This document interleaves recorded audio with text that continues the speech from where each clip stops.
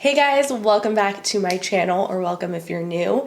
For those of you who don't know me, my name's Sam. I'm a professional hairstylist, and in today's video, I am going to be reacting to one of my followers' client horror stories. So if you've never seen one of my videos before, here on my channel, I share my life and my experience as a hairstylist. I also share like career advice, hair tutorials, all kinds of stuff, lifestyle and beauty related. And occasionally I like to share some client stories with you guys, not in a way to sit here and like laugh at anybody or make fun or talk shit. I always pull some kind of lesson out of the experience, and I like to share them in a way to show you guys, hey, we all go through these experiences. We all have times where either we mess up or we just have a difficult client or just something goes really wrong. And I feel like it's relatable, and so that's helpful. Let you know that you're not alone. But also, I always try to find a lesson in that so that I can learn from my mistakes and become a better stylist moving forward. And so I like to share those lessons with you guys as well so that you can also learn from my mistakes. And something that I started doing recently is have you guys submit your stories to me so I can read them on my channel and we can discuss it and talk about the lessons to be learned. So this is actually the second one that I'm doing. I will have the first one linked down below in case you missed it, and I will also have my email address down in the description. If you work in the beauty field, even if you don't do hair specifically, I would love to read your stories. You can go ahead and submit them to styledbysamthay@gmail.com. And this story in particular, I just got in my inbox yesterday. This seemed really current and relevant. So yeah, this story is from Katie. So thank you so much, Katie. This is actually a cosmetology school horror story. Since we're mostly all quarantined, I figured you could enjoy a horror story that just happened to me as my last client before our school closed down for COVID-19. Okay, here we go. She said it was Friday the 13th. I mean, of course it was. And when I arrived at school, my instructor told us we were on our own to work on what needed to be done. Clients, schoolwork, etc.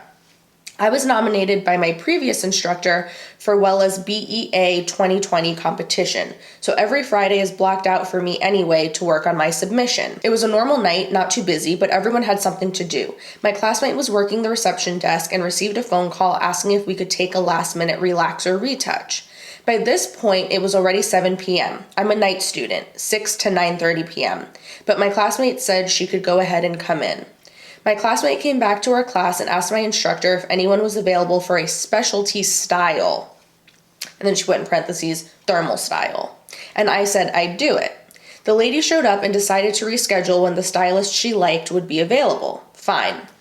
I get my service paper and it now says relaxer retouch as the service requested, not the specialty. That's when I got the story about the lady rescheduling, but since no one else was available, she stuck the relaxer retouch with me.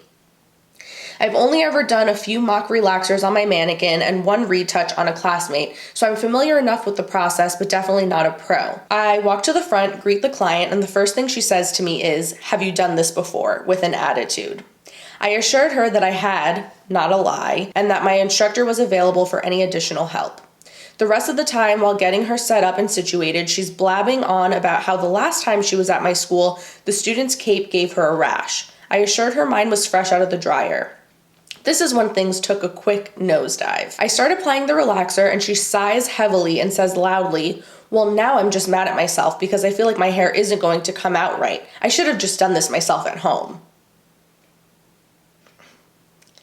I didn't respond, just looked at my classmate next to me. She continued, "I'm gonna be really upset if my hair isn't done right. I mean, the last time my hair was relaxed, the girl didn't even do the left side of my head.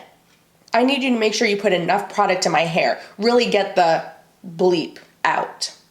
At this point, my classmate piped in and assured her that I would do a good job. "Well, I just want to make sure it's done right because I feel like it's not, and I don't know when I'll be able to afford to get my hair done again because I don't know when I'll be back at work."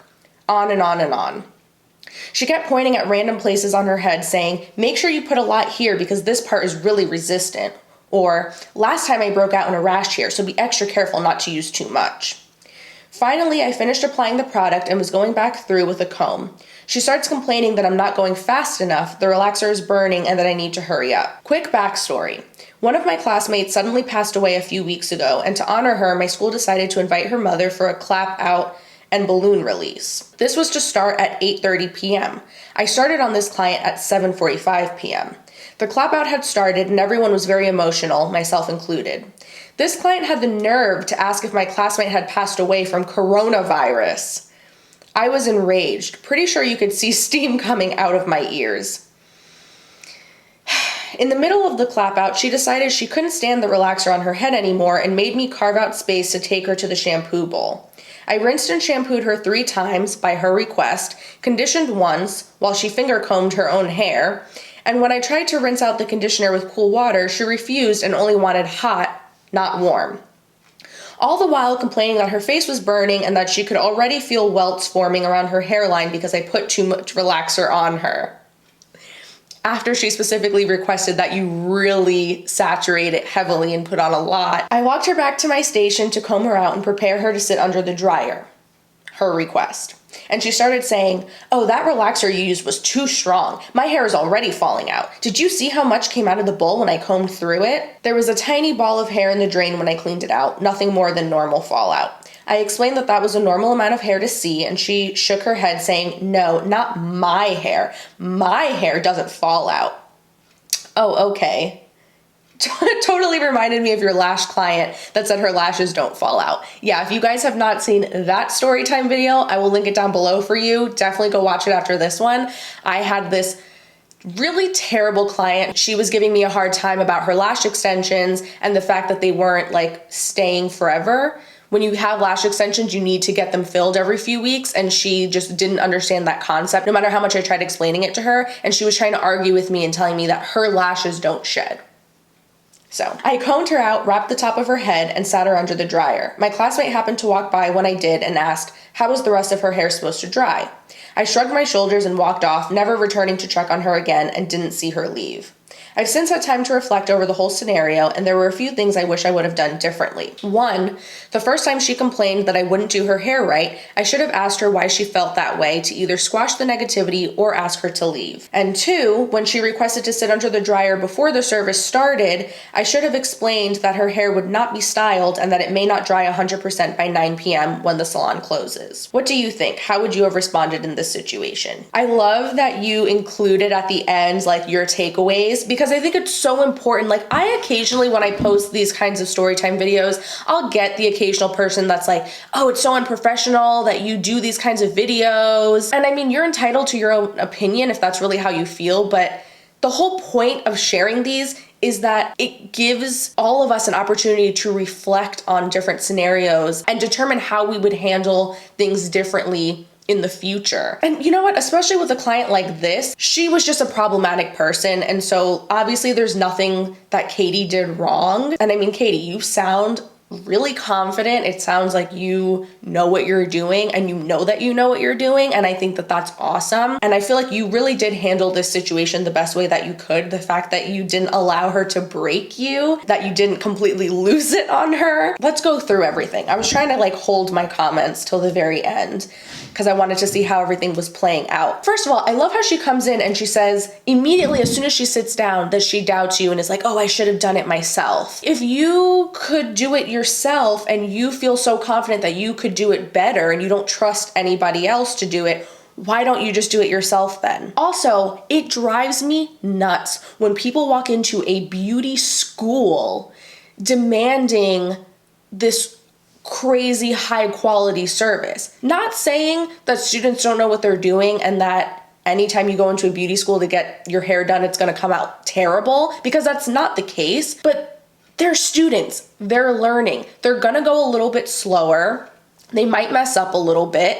Like, if you are that picky and that uptight about your hair and you want it to be done a certain way, go to an actual real salon with people who have much more experience. Pay those higher prices then.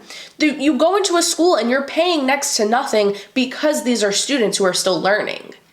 So it's like, you know, you can't get it both ways. You either pay those low prices and you have to deal with the fact that you have someone that's a student, or you pay more money to go to someone with more experience. Or you do it yourself if you feel like you could do it better yourself. And then I just love how she just like keeps contradicting herself, how she's telling you to make sure you apply a lot more product, and then she's telling you that you applied too much. And I just can't stand people who try to take control. Like when you go and you sit down in somebody's chair to get a service done, you're leaving it in their hands. Like they are the professional, they are the ones. It's, you know, if you are concerned about something, if you see that they're doing something and you're like feeling a little alarmed, yes, absolutely stop them, ask for a little clarification. That's fine. There's nothing wrong with that. But to like start combing through your own hair, that is just so rude and so disrespectful. That'd be like you going into a restaurant and then going into the back in the kitchen and like standing over the cook and telling him what to do and like taking a spoon and tasting stuff and like adding your own seasoning. If you wanted to cook your own meal, then go home and cook your own meal. Same with your hair. And if she was really concerned, she could have asked you to call one of your instructors over, but it sounds like you knew what you were doing. A couple other things that I just wanted to mention that I didn't think of in the moment, and I hope that I'm not like coming off too aggressive in this video, but I just get so defensive when stuff like this happens, especially to students that are still in beauty school, because like I keep saying, you know, students are just learning. They're completely new to all of this. It can be really discouraging to have a difficult or unhappy client when you're in school. And I don't necessarily think that this woman was a bad person by any means. I mean, who knows? Maybe she's just had some traumatizing experiences with her hair in the past. Maybe she's going through some things in her personal life. I mean, with everything that's going on right now with the coronavirus scares, it's a stressful time for everybody. So, I mean, maybe she doesn't normally act that way. I honestly wouldn't be surprised if she ends up going home, realizing that her hair turned out really good, and then ends up going back and requests Katie next time. But yeah, I hope that this doesn't scare any of you guys who are cosmetology students or who are considering going to cosmetology school in the future. Most clients who go into beauty schools understand the fact that everybody there is a student, and they're usually very easygoing and super sweet. So don't let one bad apple scare you. I agree with you that when she asked to sit under the dryer, you should have explained to her that it wouldn't be styled and that there wouldn't be time, you know, before the school closes. Even when you do have somebody that's really difficult and unpleasant, it is always good to give them your best customer service. But I do definitely agree with you when you said that you should have just like squashed the negativity or asked her to leave right when she first started complaining. And that's why sharing these stories is so important, because in the moment, especially when you're new, when you have like those first few negative interactions with clients, you feel like, oh my God, I'm a terrible stylist. This is all my fault. What could I have done differently? Why does the person not like me? Why are we not clicking? And you just want to please them so badly. But you eventually learn that there are people that there's nothing you can do to please them. And so when they're showing you red flags right from the beginning, especially like this lady, because I feel like she wasn't even giving off red flags. She was just straight up being rude immediately. So just straight up telling her, you know what? I don't think that I'm the right fit for you. I don't think, you know, I'm going to be able to deliver what it is that you want in order to make you happy. You got to determine, is it worth it or not? Now, granted, you're in school, so you're not getting paid for the services that you're doing anyway. But now imagine you are a full-time stylist working in a salon, and this woman comes in and she's giving you such a hard time from the very beginning, and you are trying your very best to please her, and she is just stressing you out, and you spent all this time on her hair, and then at the end she decides to complain and say she's not happy and refuses to pay, and then you end up making no money from that. And then maybe on top of that, she also leaves you a negative review. Like, was all of that worth your time? Or would you have been better off if you just told her from the very beginning, hey, I don't think I'm going to be the right fit for you. Let me recommend another stylist to you. And it's definitely hard to do that. I'm a little over 2 years into doing hair professionally, and I'm like just now starting to kind of get to that point where I'm like confident enough to turn somebody away. Anyway, that's gonna be it for this video. Thank you so much, Katie, for sending in your story. Like I said, if you have a story that you would like me to read in a future video, go ahead and email it to me, styledbysamvay@gmail.com. If you like this video, please give it a thumbs up. It helps my channel out a lot. Make sure you're also subscribed before you go, and I'll see you in my next video. Bye.